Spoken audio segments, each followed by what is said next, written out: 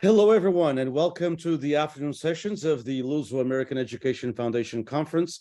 The 47th annual Luso American Education Foundation Conference began 47 years ago as a product of the bilingual education system in California, at a time when we still had quite a few immigrants coming from the Azores Islands, especially a few years before that. Our immigration from the Azores to California ceased around 1980 to 83. So 47 years ago, we still had immigrants and recent immigrants. And the conference began when bilingual education was very popular in California.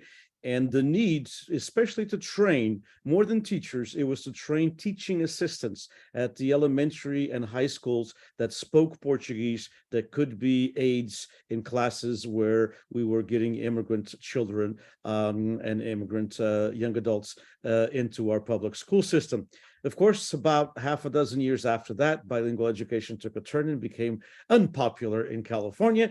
And so the programs went away, but the conference continued, taking on a different route, a route of culture, a route of connecting with other communities, a route of connecting with mainland Portugal, the Azores and Madeira, and especially those last two, the archipelagos of the Azores and Madeira. And we're very, very proud and very, very happy to have here Professor Michael DeMattos from University of Hawaii, by the way, wrote a wonderful piece here for this book, The History of the Azores. Thank you so much, Michael, for those kind words and for a powerful piece on identity and the need to know one's history. So welcome to Professor Michael DeMattos, who is going to give a presentation, of course, about Hawaii, some of his research, and we're happy to have you. Thank you so much. It's always an honor and a pleasure to see you, my friend.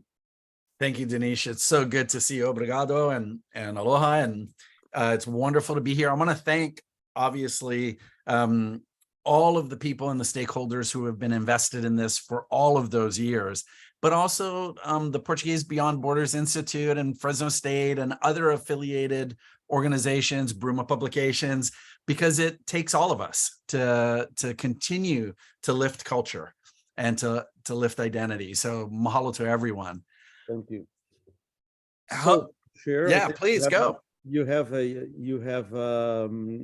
PowerPoint to share with us and to talk about. I'm very excited. The Portuguese in Hawaii, and I think those of you who are following us this morning will know that, and we'll talk about this at the end of Dr. DeMattos' presentation, which is now the third largest community of the third largest diaspora in the United States, 91,000. So kudos to the Hawaiians who actually of Portuguese background, who actually did some strong grassroots organizing, basically, and passed the word to their family and to their friends, because we all know that fortunately or unfortunately, there wasn't any immigration from the Azores or from Madeira to Hawaii in the last 10 years. So the stage is yours.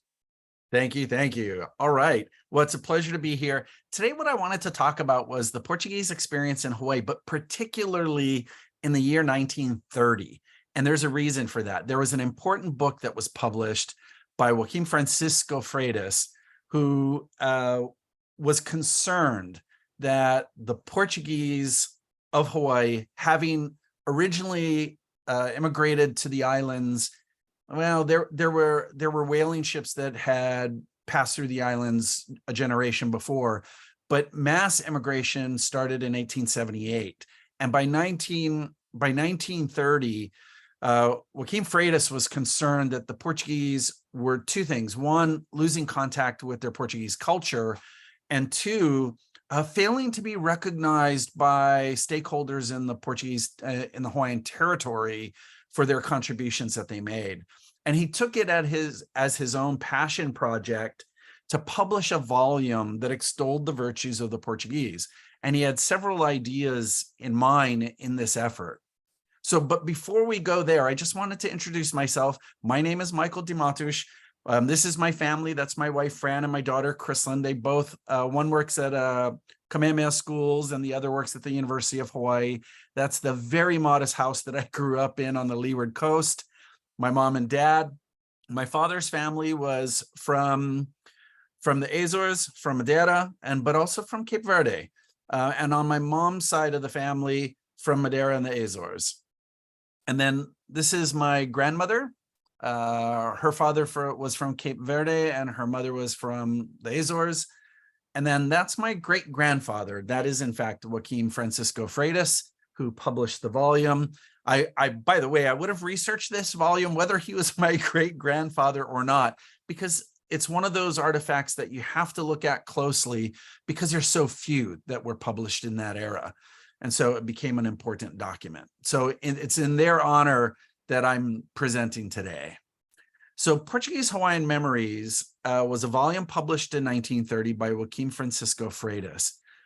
He was born in 1872 in Madeira, moved to Hawaii as a young adult. He married de Freitas, Maria Marquez de Freitas, had 10 children, of which one was Matilda, which was my grandmother, who sadly I never got the opportunity to meet.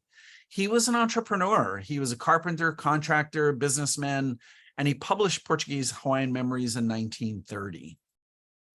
He said in the opening of the volume that it was to perpetuate the memory of those pioneer Portuguese who left their homeland, striving to improve and better their conditions, and who, guided, inspired by the adventurous spirit of their forefathers, crossed the Atlantic and the Pacific, settled in and adapted Hawaii as their homeland, thereby materially assisting in the development, wealth, and progress of the Hawaiian Islands. This book is respectfully dedicated. What a beautiful entree. Portuguese Hawaiian Memories was a passion project. It was designed for a few things, and I don't know that others have read it this way, but I'm absolutely convinced of this, having done an intensely close reading of it. First is that it was aspirational. And what I mean by that is I think Freitas really wanted to show other citizens of the territory that, and by the way, this was a territory because we had not become a state of the United States yet, but he wanted to show people in the territory, other racial groups and the economic elite, that there were a huge population of Portuguese and that they were valuable. And on the surface, if you look at the volume Portuguese Hawaiian Memories, it looks more like it reads like a travel log, or maybe even like one of the volumes that you get, your high school yearbook almost, because it's got pictures of family members and it tells little stories about them. In fact, there's more than 500 biographies in the volume. And so on the surface, it looks like it's saying, here's the Portuguese and who we are. But if you take a closer look, one of the things, well, it does several things. One is it consolidated Portuguese identity. What I mean by that is that the Portuguese of Hawaii were from both the Azores and Madeira primarily. And we also had a contingency that was from Cape Verde or other colonies across the globe. But the vast majority were from the Azores and Madeira, and the lion's share from the Azores in particular. The volume documented Portuguese transition to the middle class. It showed how a large portion of them started perhaps as laborers following labor lines and alternative imperial lines, but showed that they could make progress. But it also reconnected the Portuguese to Europe, to Portugal, and interestingly to whiteness. For those who don't know or have a complete history of Hawaii, the racial apparatus of the United States inserted itself in Hawaii. And so to be white held the rights and privileges that go with that, and to be considered another race or another ethnic group had consequences. And so the Portuguese were actually imported as a white European laboring force, but they were also distinguished from the white economic elite here in that they were primarily Catholic, spoke a foreign language, and I put that in quotes because every foreign language to those who everyone spoke a foreign language to those who spoke English, and they were less educated and largely, if we're being honest, illiterate. And that's because in their motherland, the value of education varied greatly than it did in other places. And then finally, it connected the Portuguese to Hawaii. I like to say it created a shared memory. If you think of the term memory or think of remembering, When you remember something, you're recollecting or you're collecting things from the past. But to remember also means to bring together, right? To remember or to assemble. And I think Portuguese Hawaiian memories is a remembrance. So let's talk about a context for Portuguese Hawaiian memories, because this is really important. In 1930, Hawaii was considered a racial living laboratory. Like literally, that was the language that was used for Hawaii. It was a center for research on race and ethnicity. Because of imported labor from Japan, China, the Philippines, Portugal, Puerto Rico, etc., we had existing populations of each of those races and ethnicities. And so the intelligentsia at the university and the universities across the country were studying these racial groups. They studied temperament, characteristics, relational practices, assimilation, and amalgamation with an eye towards Americanization. And what they wanted to know was, could these global others be incorporated into the United States? One of those theorists, in particular, Stanley Porteous, who's a discredited racist scholar, developed a social rating scale used to evaluate the various racial and ethnic groups. Interesting side note, he evaluated every racial group in Hawaii except white Anglo-Saxons, who were the evaluators. And so they never found their way into the volume. The discourse and the commentary at the time were that the Portuguese were poor, primarily territorial beneficiaries rather than benefactors.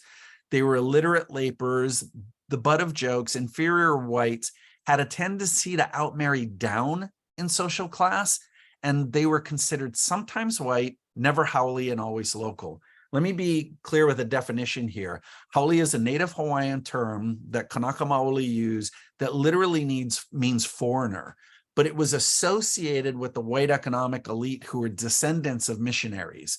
And so haole, where it used to mean foreigner and was never racially organized, did in fact pick up some racial organization because it was associated with these first foreign missionaries and then their children who became economic elites.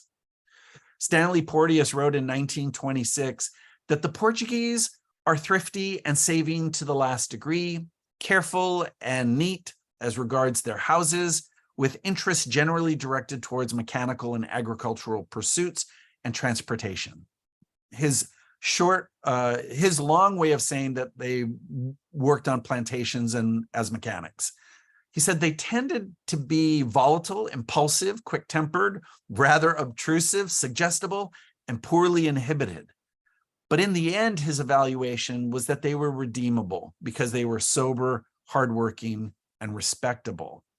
So as you see, the Portuguese of Hawaii kind of straddled this in-between place where they were citizens that were necessary because they were of European descent and that they were hardworking, but they were not up to par with the white Anglo-Saxons who served as the economic elite in the state.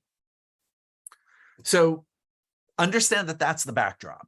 That's important to understand. And then once you understand that, then it'll be easier to see Portuguese Hawaiian Memories organization and how it's trying to create a counter narrative. The volume itself, as you can see that there, is organized in a very intelligent way. It's organized by island. So for those of you who don't know, Hawaii is an archipelago like the Azores and like Madeira and like other places or island nations across the globe. And so what he did was he organized it by island, and he started each chapter with a topographical map, a brief island history. Then he included biographies of Portuguese, those of Portuguese ancestry living in the islands. And each section included business advertisements from the island that they were profiling, and also testimonials from sugar plantations who were located on those islands.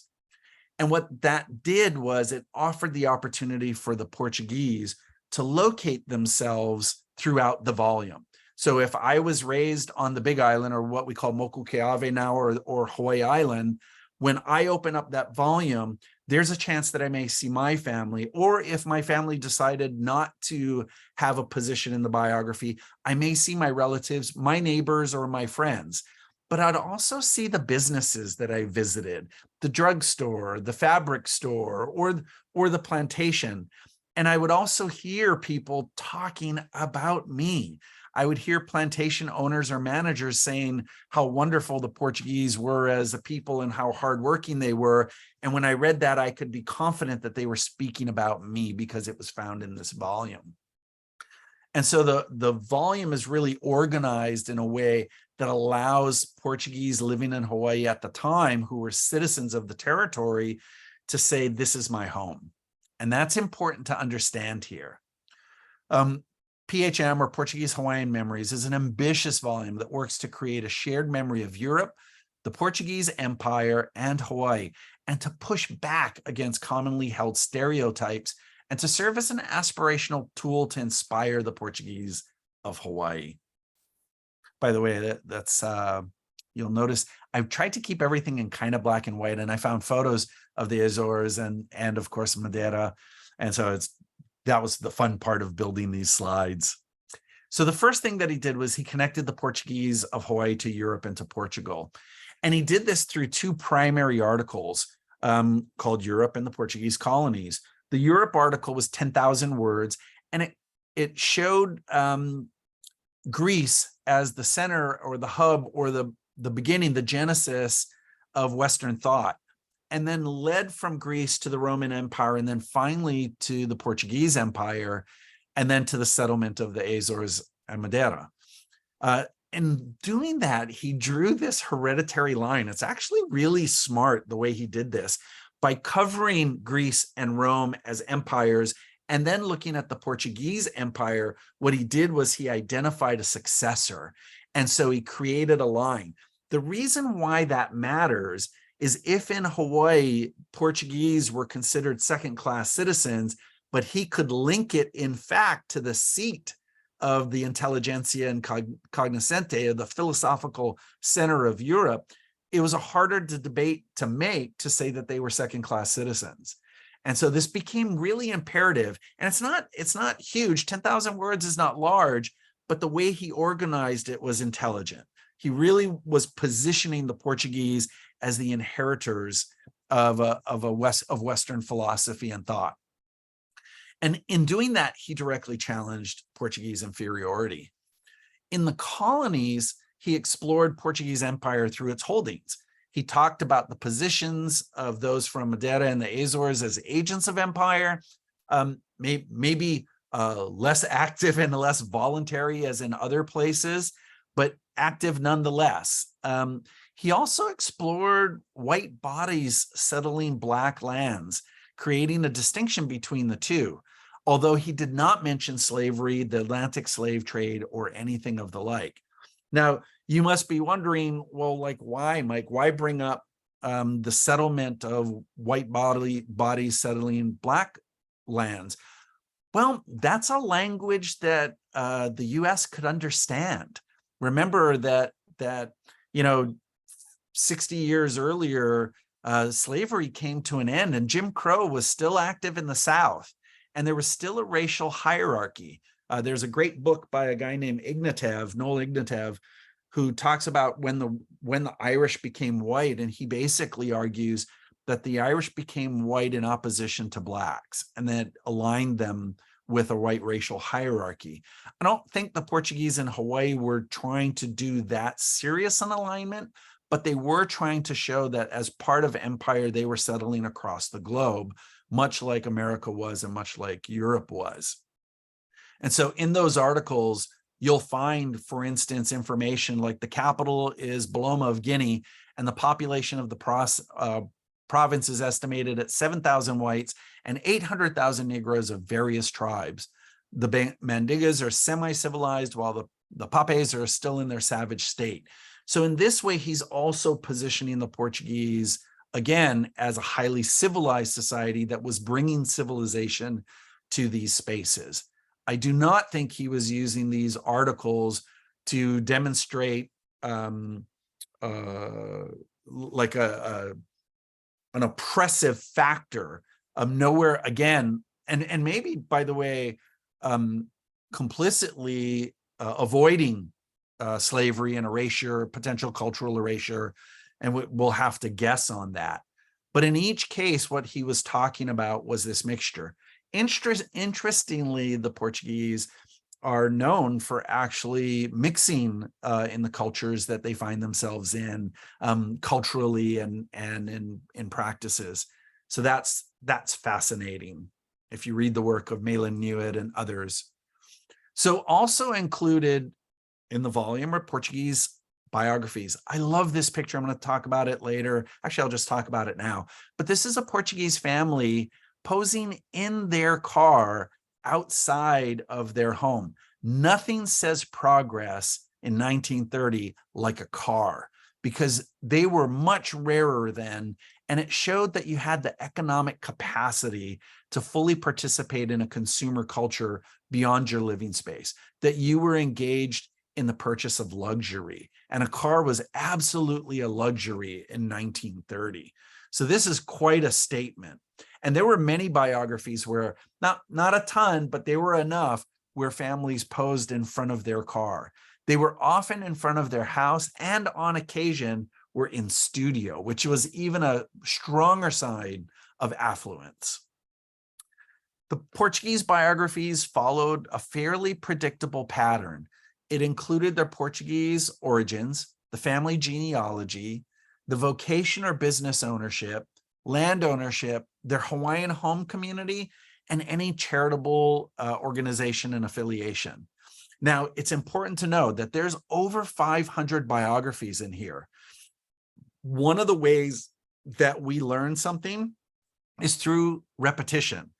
Imagine the intelligence, again, of this document in the sense that you are seeing family after family after family originating from the Azores, 95% from the Azores and Madeira, originating in the Azores, settling here, in some cases bringing family with them, in many cases marrying here, again into Portuguese families or families of mixed descent, showing that they in fact owned their property or owned their business, showed their children as inheritors of that, and then showed that they had the capacity to also be a contributor to charity.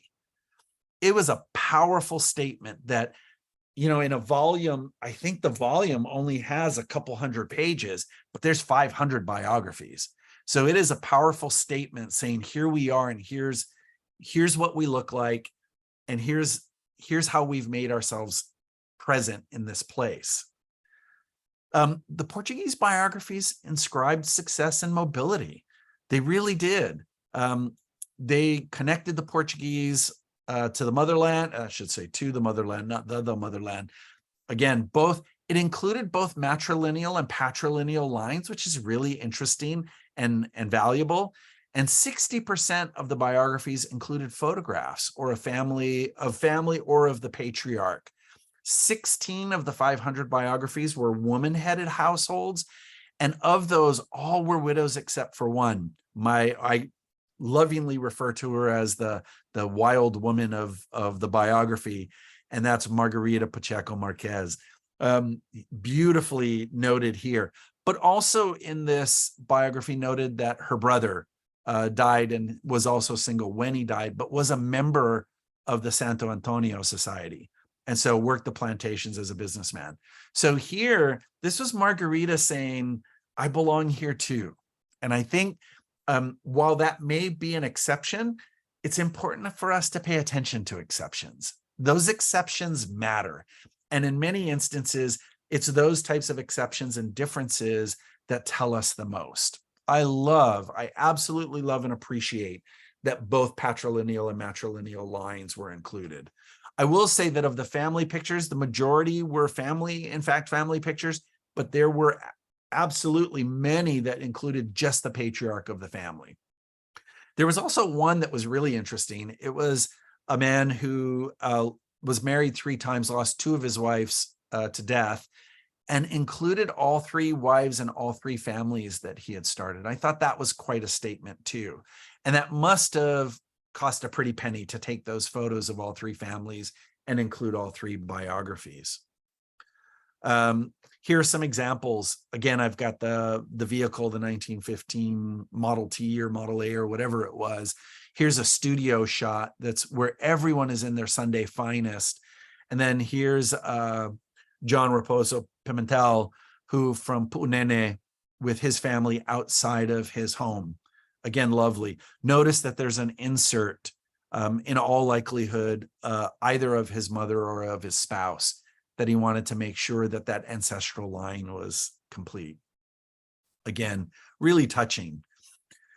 The other thing that you'll find in Portuguese Hawaiian memories are advertisements.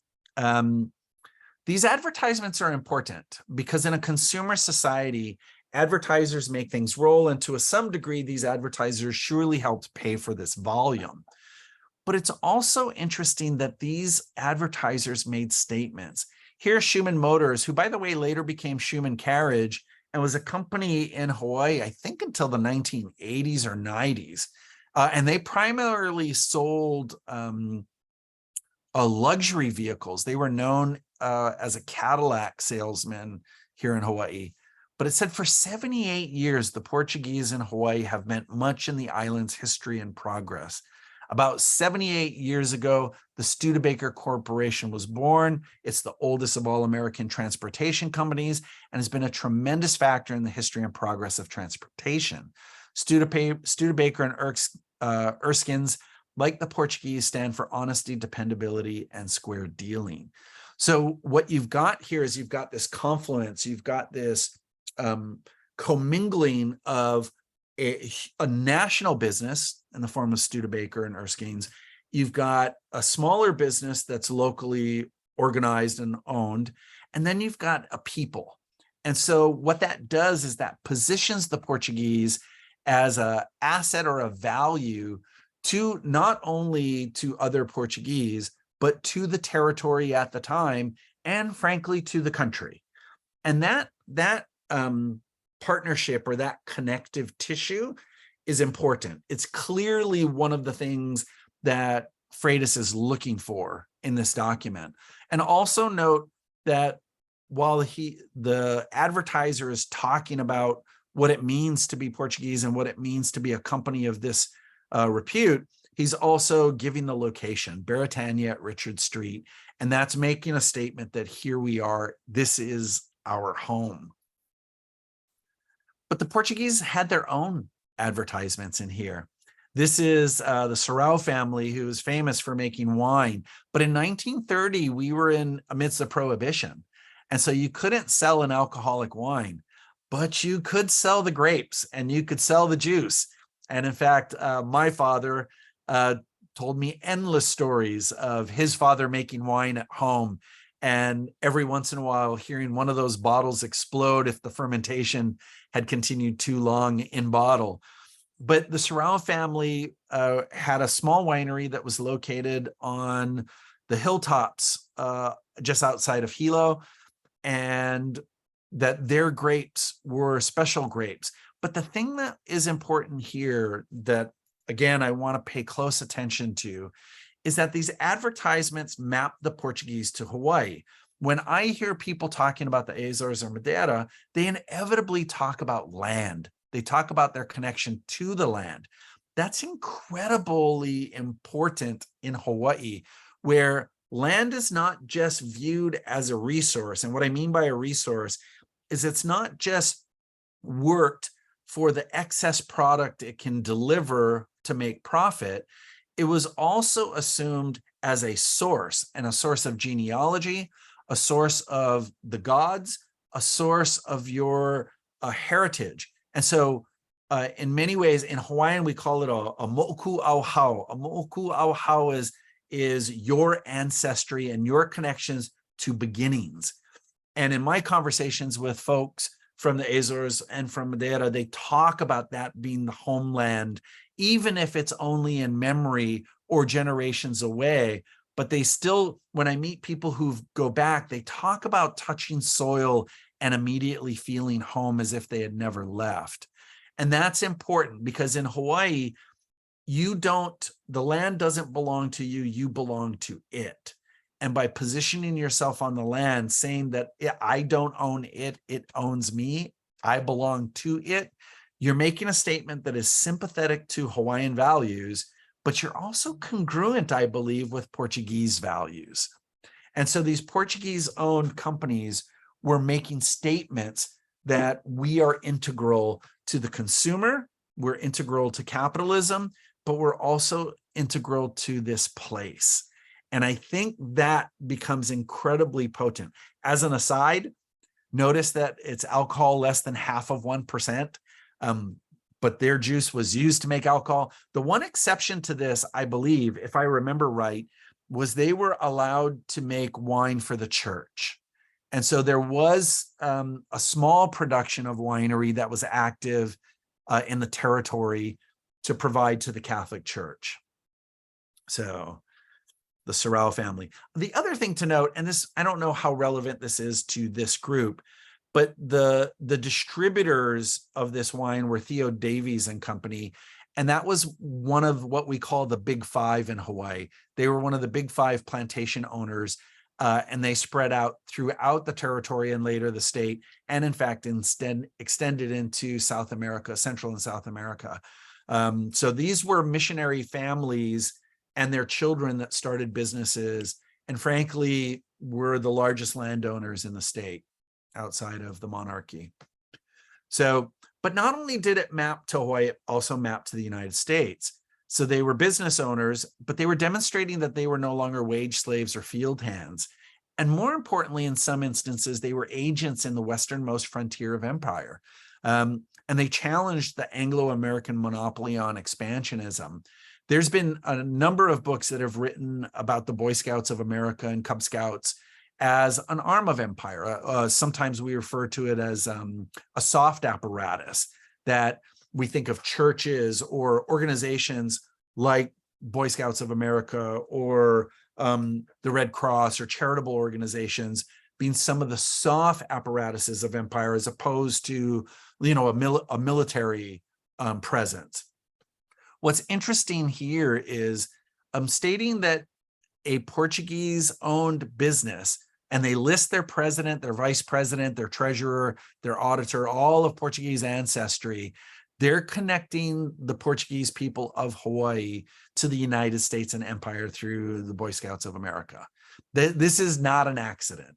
And I think, again, this is very strategic. I think it's strategic by this company to win that contract with BSA, but I also think it's strategic that they would advertise in this volume. And I think it's strategic of Freitas to utilize a company like the Ideal Clothing Company that was in business quite a long time, by the way. So these are some of the other advertisers. I'm particularly fond of these. Again, I included, you see me, I've included this 3 times, but in modern advertising parlance, we would call this great product placement. That in fact, this biography became an advertisement through product placement. But the Mendonça estate, and Joseph Silva in particular as a managing trustee, was one of the larger landowners on Oahu, and was indeed considered a real estate tycoon. And so his presence in here, there was not much that needed to be said, because Portuguese in Hawaii, and particularly on Oahu, who would know exactly who Joseph Silva is and would know exactly who the Mendonça family is. In fact, they own whole buildings in downtown Honolulu. The one I love most, though, my favorite in the whole volume, is this one on the right. This is Hilo Drugstore. And I love that it says, we're on that busy corner, as if everyone would know what that busy corner is. And if you were from Hilo, you absolutely knew that. But they also made it clear that they had luncheonette service. They had 2 phones, and you could get free city delivery, and they even had a restroom for women. And so they were trying at every possible opportunity to let you know that this was a modern establishment, and that modernity mattered, that they were full participants. And this is important, again, if we're talking about the Portuguese, because most Portuguese identified as Catholic, and because in the white Anglo-Saxon community, oftentimes the Portuguese were viewed as, or those of the Catholic faith were viewed as primitive and uninterested in modernity and consumerism, a statement like this becomes important. In fact, I think I have a quote from Max Weber later where he actually says that. So then there's charity. Again, I'm not positive that charity says affluence. There's research that shows per capita or relative to your earnings that the poor actually give more of their resources away than the wealthy. That's been consistently shown over time. And so I'm not positive belonging to a charitable organization shows affluence, but it may show culture or being cultured. And it may also show a responsibility to your people and to the larger territory. And so that becomes important. The Portuguese weren't the only ones with charitable organizations in Hawaii. In fact, all of the racial groups and ethnic groups did in fact have charitable organizations, but making that visible was important too. And so first, what was trying to occur through the advertisements and through the charitable organizations was a statement first that not all who arrived were destitute or illiterate. And Freitas himself went out of his way to say, I was a landowner, before I got to Hawaii. And in fact, expanded my land holdings here and in Madeira and through my wife's family while here. They were also saying that progress of Portuguese equaled territorial progress, that as the Portuguese succeeded, the territory succeeded. That's not a stretch. And you could make that same argument, by the way, for the primary plantation populations, the Japanese, Chinese, Filipino, et cetera, that as they thrived, the territory would thrive. That charitable giving equaled self-sufficiency, that they were hardly second-class citizens because rather than being beneficiaries of the territory, they were benefactors to the territory. These charitable organizations helped with things like death benefits, pensions, funerals, and when the breadwinner took ill. And two of the organizations were actually formed before the overthrow of the monarchy. I know we don't have time for a history of Hawaii here, but suffice to say that in 1893, the white economic elite in a bloodless coup overthrew the Hawaiian monarchy, but that these charitable organizations were existing or extant before that overthrow occurred. So even while a monarchy, they were making sure that they were taking care of their own and were not in fact a burden. Two of the organizations, so charitable giving, maybe less a sign of affluence and more a sign of being cultured. Here's some examples. This is the Portuguese Red Cross Committee that's advertising or positioned in the volume. This is one of the Portuguese charity societies, and this is the Santo Antonio Society, one of the oldest in Hawaii. And then there was also service to the territory. There were Portuguese exemplars. Antonio Perry, or Anthony Perry, as he was later known, he was the son of Jason Perry, who was Jacinto Pereira, but he was a Supreme Court judge. Pedro Pereira, who was actually from Cape Verde, was of mixed descent, clearly of African descent, and also of Portuguese descent, who was an attorney at law here. And then Clemente Gomes, who was a representative from Kauai. And I think Freitas used these exemplars as a way as aspirational totems for other Portuguese to look to and aspire to, that the Portuguese could be counted on, and that in fact, in a weird sort of way, if we use the Honorable Antonio J. Perry, that this was the final destination of these Portuguese, that they were going to stay in Hawaii and they were going to be difference makers in Hawaii. And then finally, there were testimonials. There were 12 testimonials in total that all of them were from the plantations, usually plantation managers. They challenged Catholicism as a failing, which was incredibly potent and important at the time. Most people don't know this, but there was a movement to eradicate those of Catholic ancestries in the early 1800s. And so this was a direct challenge to that. It was noted that they had improved literacy over time. Their leadership was extolled, and that as a general rule, despite the fact that there wasn't ongoing Portuguese immigration like there was with Chinese, Japanese, and Filipinos, that they had an outsized impact on the territory. And so here's one. It says, it's been said that the Portuguese were illiterate, and that such illiteracy was largely due to their Catholic faith. To those who read this, I ask you to bear with me and read further. Whether or not they were illiterate when they landed here matters little. Men with ability to handle labor and accept responsibilities were soon placed as luna. Luna is a Hawaiian term that means middle manager. They mastered the necessary change in language, and this shows in no small way that it was not necessary for those men to have had the high-fangled education which we meet with today. In another document, they talked about how the Portuguese, in fact, found ways to assume leadership positions in the community. Now, to be fair, the Portuguese had one of the lower literacy rates in the territory, even in 1930. And that's because they were often, like those of Filipino ancestry, likely to leave school early, join a workforce, and contribute to the coffers of the Portuguese family, which were often held by the matriarch of the family and doled out. Now, the patriarch may determine the direction of those contributions to rent or to payment, but in the end, the purse strings were handled by the matriarch of the family. And what the matriarch would often do is their sons and daughters would give their paychecks to the matriarch. The patriarch would determine where those funds would go out, and the family members, despite maybe being adults living at home or in adjacent homes, because the Portuguese often bought adjacent property so that they'd almost have compounds, that those children were given an allowance, even as adults, because the frugality meant that they would be able to buy land, which through my understanding and research in the Azores and Madeira was a close to impossible task in the 19th century and 1800s. And so this idea that you could do well and own land was a much higher priority than pursuing an education. And so their educational persistence rates improved post 1930, but up until 1930 were relatively low. So in closing, because I think we're right about at time, here's what I want you to take away from you. Portuguese Hawaiian Memories is an amazing volume that does a lot of heavy lifting. First, it's a locus of memory.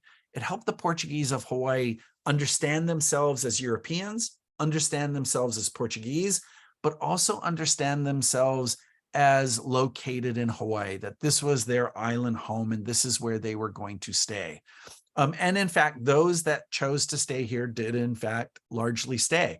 Early on, out-migration was equal to in-migration. What I mean by that is, for instance, I think by 1913, at the end of the last wave of immigration, between 1905 and 1913, or somewhere in that area, 10,000 Portuguese immigrated from the Azores, Madeira, and in fact from continental Portugal by that point. But 10,000 also left. And so there was very little net gain. But the earlier groups largely stayed. And then they had kids, and the Portuguese population expanded. And in fact, they outmarried. And so you had more and more people of Portuguese ancestries who were part Portuguese, part Filipino, part Portuguese, part Chinese, part Hawaiian, etc. And so they did, in fact, become part of the fabric of their island home. It also challenged stereotypes. The stereotypes of the Portuguese, even in my era, when I was growing up, we were the butt of jokes, that's a little bit maybe like the Polish on the continent. I'm not exactly sure. I don't know a lot about that, but my understanding is that it was similar to that. How the Portuguese they were labeled as dumb and as constant talkers. And in fact, this volume challenged that stereotype as leaders. That interestingly, by the way, that Portuguese as constant talkers, I come from a family where the Portuguese in my family actually were quite quiet and quite subdued. And so I always was more than taking offense. I was always confused because my father was such a quiet and stoic man, and my mother was verbal only when usually me being in trouble. So it was really different for me. It showed full participation in consumer culture and the social fabric of Hawaii. but also interestingly, there was much that was forgotten. And I think that was intentional too. Nowhere in the volume do they talk about the hardship of living in the Azores or in Madeira. Nowhere in the volume do they talk about the hardship of, let's say, living in Guinea or Cape Verde or Brazil or any of the other holdings, Mozambique, any of the other holdings or colonies of Portugal. And I think that was important. I think Freitas was trying to help people take pride in their Portuguese ancestry and was not going to cloud the document with the typical hardships of other citizenry. That's not unique to the Portuguese. Like moving people will have challenges wherever they move to, and the Portuguese for sure had their share. But I think that was strategic forgetting. And I think that's important to note, that it's absent, much like the Atlantic slave trade is absent this volume. And I think that was intentional too. I don't think there was any desire to have that as part of this project. And frankly, it may not have been appropriate for this project. It may be appropriate for other projects for sure. Absolutely. But I don't know if that's what this was designed. In fact, I know that was not what this was designed to do. So I know I went a million miles an hour, but I hope you got a valuable introduction to Portuguese Hawaiian memories in particular and Joaquim Freitas, but also a glimpse of the Portuguese experience in Hawaii in 1930. All I can say is bravo, bravo, bravo. It was very well done. Thank you, Dinesh. I'm trying to see. I have a couple of questions, if you don't mind. If you Yes, please. And first of all, congratulations. It's phenomenal. The stereotypes, I think that's as your latter part there, but you know, we had them here too. We still do in a way in California. You know, I was telling yesterday when I one of the panels, basically when I was a freshman in high school, we used to do the freshman orientation for meet with your counselor to see what maybe you wanted to do when you left high school. What do you want to do with your life, you know, kind of thing, which, you know, call career units nowadays and things like that. I don't know what the terminology was exactly, you know. Yeah.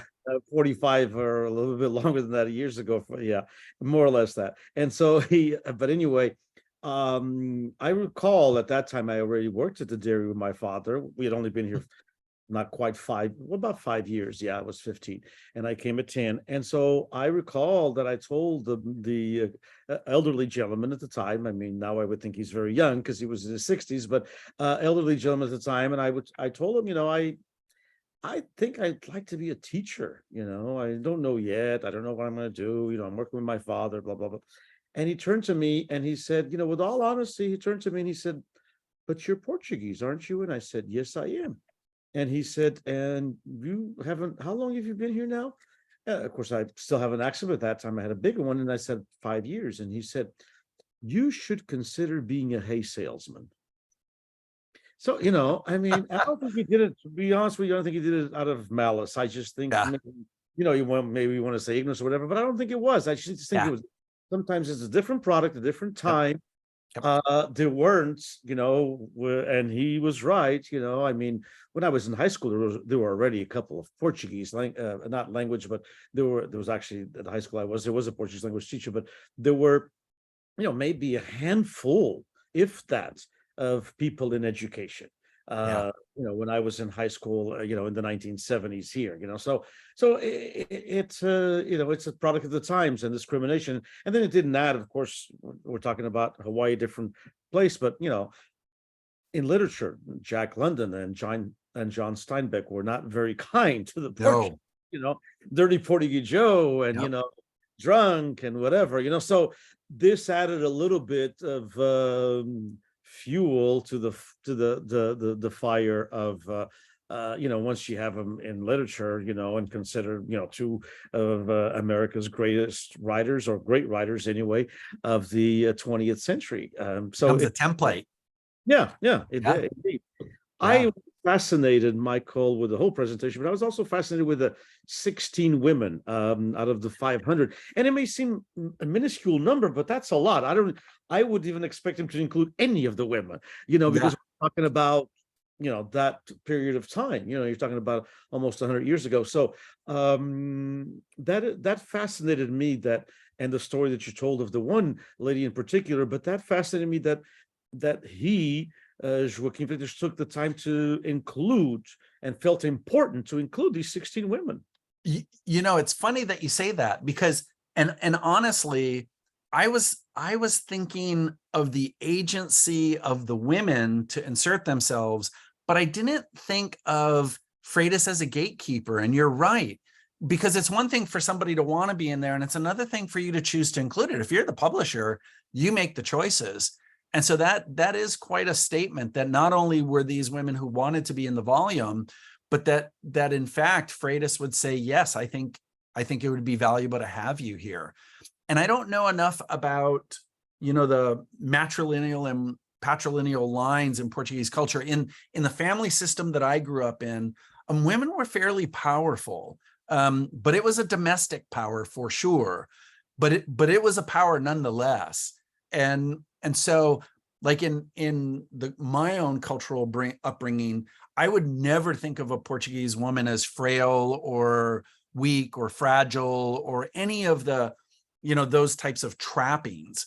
I would perhaps think of them as, and especially when I was younger growing up, in the 60s and 70s, as occupying a very particular space. Like the women would gather together and they would have their space, for instance, at gatherings or parties and those types of things.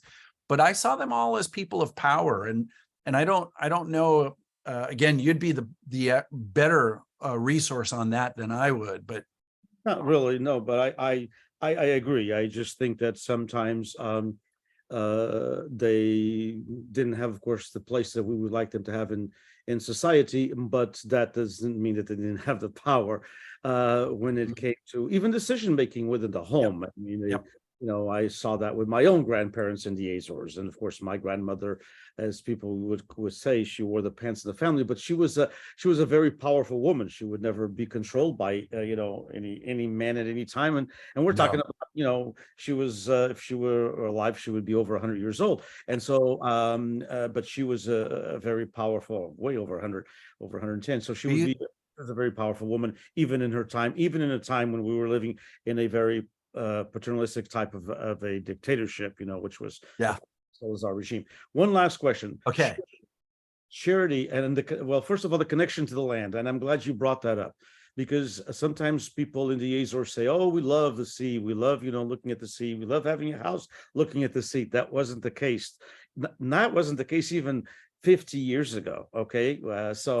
And much less the case 100 years ago. Actually, I have a friend of mine who just made purchase a piece of land in a place called Serreta in Terceira with a home that had been abandoned. And he thought he could rebuild the home, but it's too costly. He's going to have to redo something. And actually, he told me, I'm rebuilding. He's a couple of years older than I am. It's a home for older people. So, wide doors for wheelchairs and wide showers and all that. And then he says this, which I find it, quite interesting, which is, he said, and we have, of course, my wife loves the ocean. His wife is not Portuguese, but has been living there ever since she was a teenager. And so he basically said that, two big windows facing the window and facing the ocean, and everything else. That didn't happen. He said that the house did not have one single window to the ocean because the Azorians had always been with their back toward the ocean. The ocean was only a place that you would go to make a living if you couldn't make a living on land. It wasn't a place of recreation. It wasn't a place to look at the beautiful ocean, because there were a lot of, storms and a lot of Mother Nature disasters that loss associated with it. Yeah, a lot of loss associated with the ocean, including the people getting on a ship to come to Hawaii and to come to the United States, 100 and 150 years ago and plus. And so I'm glad you had that connection with the land. And I think the land is a bit sacred in the Azores as well, maybe because we don't have a lot. So if it's more, Azorian farmers, even before sustainability was a thing, were very, very protective of their land, and they made sure nothing would, would provoke any kind of damage to that land that they needed to supply themselves and live off of, but also take care of. It was a responsibility to take care of. And the last thing is charity. I find that interesting, that it would be a way to elevate in the social class. Yeah, because it's and that probably has a bit to do with Catholicism, I would think. I don't know. It does appear that all of them were very important with the, I mean, the Holy Ghost specials are all about indeed about charity and or social justice, with one might want to call it. But that is interesting that it was used as a way to elevate yourself socially. Interesting. Yeah, and I think the dilemma, and again, some of the researchers at the time, when they were looking for suitability to assimilate into American culture, the big question was, were they going to extract more than they contributed? And so were they going to be a drain? And in fact, that's the same conversation we're having now with our southern border, right? Like that's the discourse of this type of thinking patterns, and in 1930s, solidly embedded in the eugenics movement and controlling, the genetics of folks. But it was this question of, were they going to contribute or were they going to take? And the charitable society was a way of saying, look, we can take care of our own, and beyond that, we can become difference makers in this territory. And so I think for the Portuguese in Hawaii, and for the other immigrants too, that this was a critical statement to make. But it was complicated for the Portuguese in the sense that, on the one hand, they were recruited and imported as white European settlers to increase a white settler population, but they never really fit in. They were always considered a labor force, and there were movements to keep them that way. In many ways, Porteous's assessment of the Portuguese was not only a biased assessment of what he saw, but it was like Steinbeck and others, in a weird sort of way, it was a template that was set in place that said, here's where we're going to position the Portuguese. The Portuguese are going to be positioned in this way, which was different, for instance, than the Japanese and Chinese. The Japanese and Chinese were never, ever considered dumb. Were never, ever considered, they were labeled as conniving, right? Or labeled as unscrupulous. And so they needed to be suppressed for a different reason, for different sets of reasons. Well, Professor Michael DeMattos from the University of Hawaii, thank you so much. A fascinating talk, fascinating presentation, a fascinating book that I thank you that you were for the gift. And I thank you so much for being on, of course, the Bruma Publications board. And thank you for all your work. And hopefully next year we'll take a different look at a different perspective of the Portuguese in Hawaii, because I think this conversation needs to continue, please. It'd be my honor, Dinesh. Thank you so much. Appreciate it. Thank you so much. Take care, everyone. Take care, everyone. Thank you so much. Bye. We're going to go to the next presentation. So thank you again to Dr. Michael